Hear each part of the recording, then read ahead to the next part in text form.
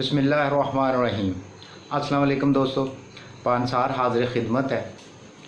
दोस्तों आज 28 मई एक यादगार दिन जिन्हों असी पिछले 20-22 साल तो उन एटमी धमाकिਆਂ ਦੇ तनाज़र 'ਚ याद करते हैं जदों दुनिया के नक्शे ते पाकिस्तान एक फखर दे नाल अपना सिर बुलंद करके ते दुनिया नूं अपना आप दसिया। और किस तरह 28 मई नूं जनाब नवाज शरीफ साहब की गौरमेंट सी जिन्हां ने 8 एटमी धमाके करके ते दुनिया नूं हैरान कर दिता। वो मुल्क जड़ा कर्जियां दे बोझ थले दबिया सी, एक तरक्की पजीर मुल्क जिदे अवाम जड़े ने वो गुरबत की लकीर तो थले जिंदगी बसर कर रहे सन, लेकिन उस कौम ने एक ऐसा कारनामा सारे अंजाम दे दिता कि उन्हें दुनिया दियां बेहतरीन ताकतां विच अपना कदम रखिया। ऐ ते साडे वो खुशगवार लम्हात ने जिन्हां नूं असी याद करके ते अपना सिर फखर नाल बुलंद करते हैं ते अकवाम आलम विच असी अपने आप नूं मनवाउण विच कामयाब हो गए।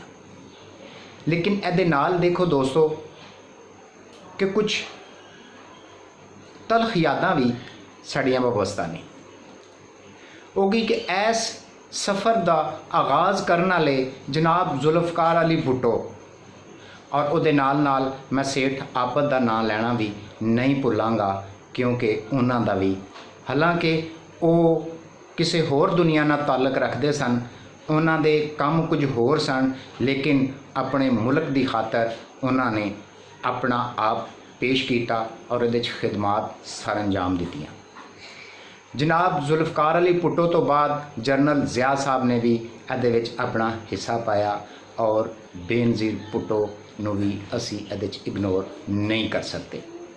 मैं किसी भी शख्स की मुहिब्बे वतन होने ते कोई शक कोई शुबा नहीं कर सकता, क्योंकि हर शख्स अपने मुल्क नाल इन्ना ही वफादार है, इन्ना ही मुहिब्बे वतन है जिन्ना मैं या मेरे हम वतन। लेकिन ऐदे विच दोस्तों अगर असी अपने डॉक्टर कदीर साहब का जिक्र ना करिए तो मेरा ख्याल है यह गल बिल्कुल ही नामुकम्मल है।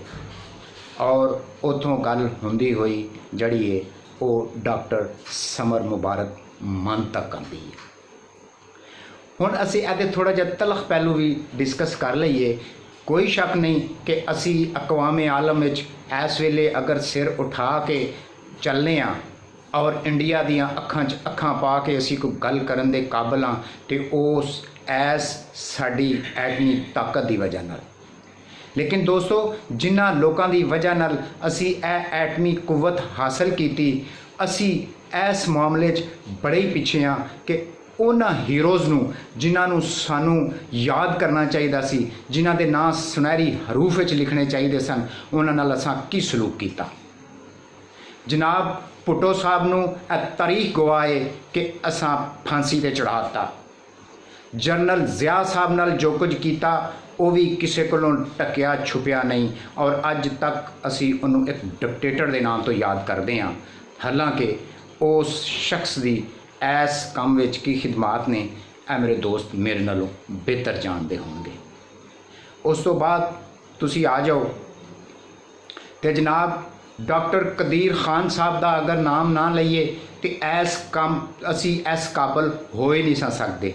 लेकिन असी अपने मुहसन डॉक्टर कदीर खान साहब नाल की कीता है, अल्लाह ताला उन्होंने बहुत ज़्यादा ज़िंदगी और इज़्ज़त अता करे। मैं मेरे जिहा एक गरीब आदमी उन्होंने दुआ ही कर सकता है। लेकिन दोस्तों उस शख्स जिन्हों सानू सिर ते और अखां ते बिठाना चाहिए सी, उस शख्स ते असां की कुछ इल्ज़ाम नहीं लाए।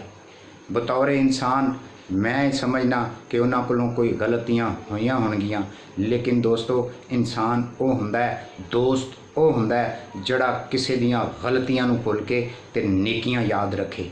उस शख्स की यह नेकी है इस मुल्क और इस कौम नाल कि अज असी अकवाम आलम विच सिर चुक के गल करने और इंडिया दियां अखां च अखां पा के ते असी उन्हूं धमकाउण दी पोजीशन च।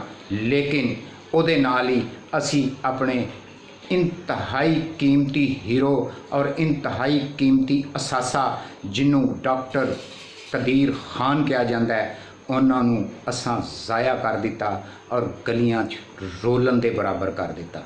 क्या यह भी साडी तारीख नहीं जिथे असी इस गल ते फख्र कर सकने हाँ कि असी अज बड़े वड्डे एक मुल्क जिदा नाम इंडिया है ਉਹਦੇ ਨਾਲ मद्दे मुकाबल खलोते हैं ਉਹਦੇ ਨਾਲ ही असी ਇਹ भी नाल तलख यादां अपने जड़ा वो नाल लई फिरने हाँ कि साडे इस गल नूं शुरू करने वाले हीरोज़ जड़े ने उन्हां दा असी जिक्र नहीं करते और उन्हां नूं याद नहीं रखते।